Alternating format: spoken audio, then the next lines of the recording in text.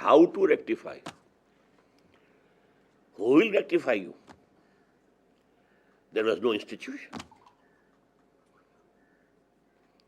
Just for example, the impeachment of the President of America, institution. There were no this type of institution over there. The same thing was said by Umar, radiallahu anhu. If I take the right path, you have to obey me. If I go on the wrong, you have to rectify me. What will you do then? A Bedouin stood up, he took out his sword. We shall rectify you with this. And he said, thank God that I am not leading the dumb people. Dumb or deaf, no. So, institutions we have to borrow from the West. Just as this light, not invented by a Muslim. We are using it. This loudspeaker, not invented by any Muslim. We are using it. In the same way, institutions we have to borrow. So we have to have three pillars of the state. Although they say that there is a fourth pillar also. We have to have a legislature. We have to have a legislature, an executive, and a judiciary with defined authorities, defined limits, defined checks and balances. Now, what is the scope of legislature? It's a very common misunderstanding that there's no scope of legislature in the modern Islamic state. Islamic law is already there. We have only to enforce it. No. The clear do's and don'ts from Quran, we have to abide by that, or from the Sunnah. But there's a vast area, very vast area of legislation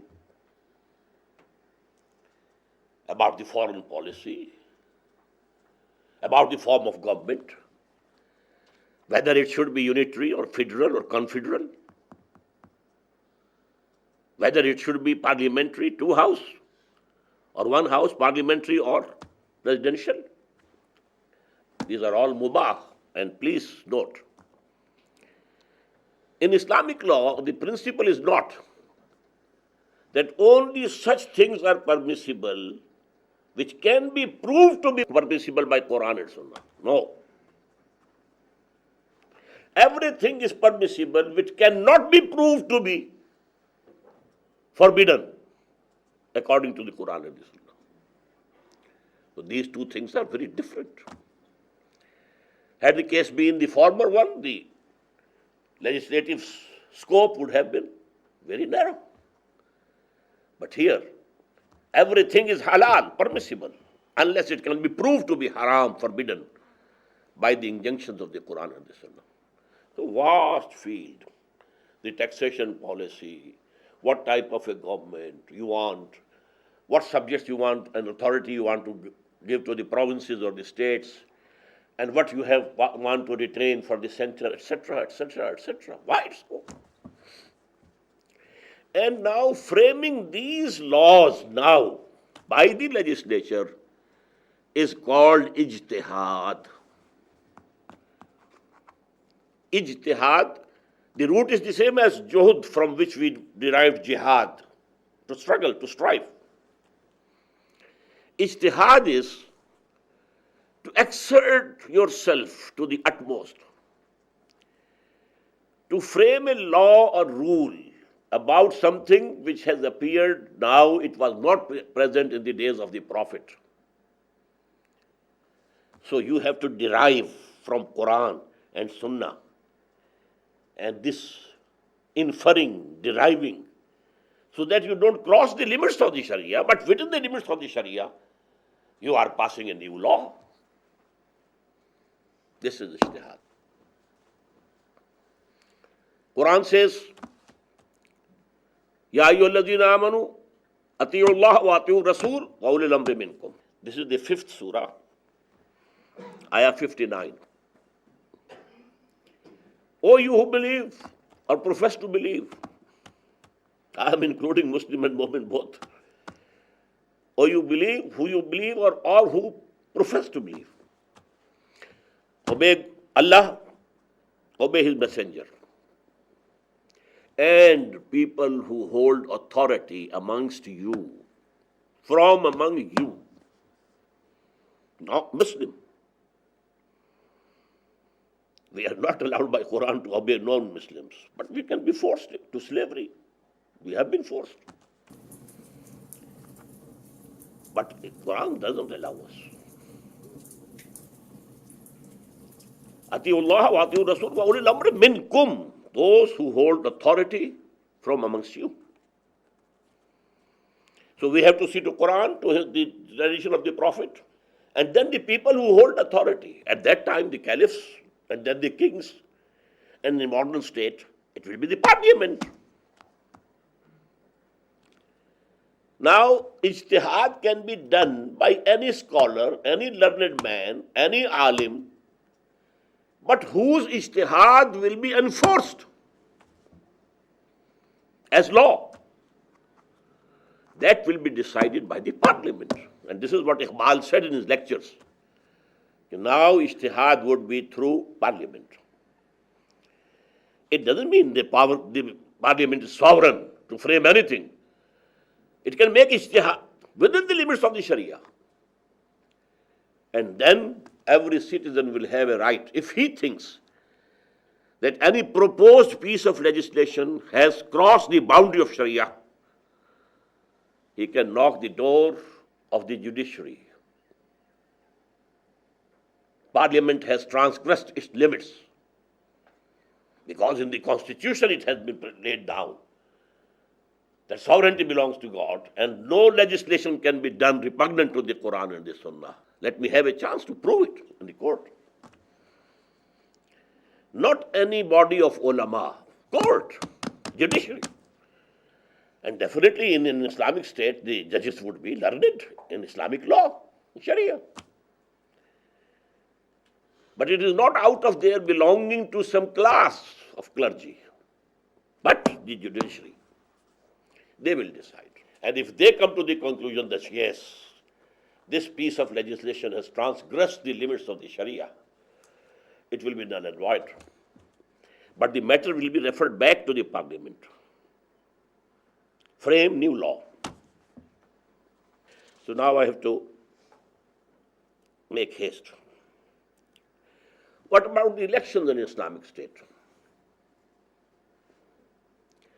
Who will have the right to vote? What would be the age? Number one, it is adult suffrage. For every Muslim, he can vote. I missed one point.